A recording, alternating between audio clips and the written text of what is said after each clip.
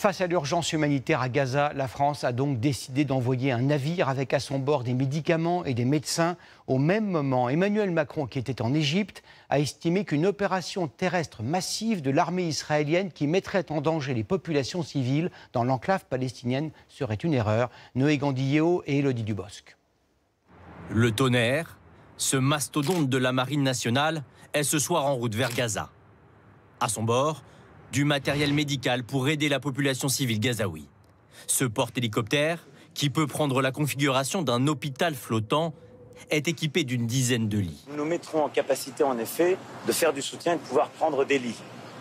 Et donc, soit d'avoir du soutien sur des lits qui sont sur terre, dans le cas des hôpitaux existants, soit de pouvoir, si c'était une nécessité identifiée, les accueillir sur, en effet, ce bateau-hôpital.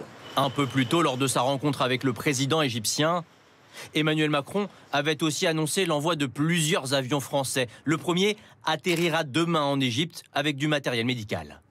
Au Caire, le président a aussi défendu la proposition phare de son déplacement au Proche-Orient, une coalition internationale pour lutter contre le Hamas, qui se limiterait à des échanges de renseignements.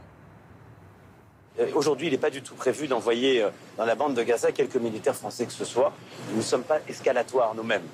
L'escalade, c'est ce que veut à tout prix éviter Emmanuel Macron, qui déclare ce soir qu'une opération terrestre massive d'Israël mettant en danger les populations civiles serait une erreur.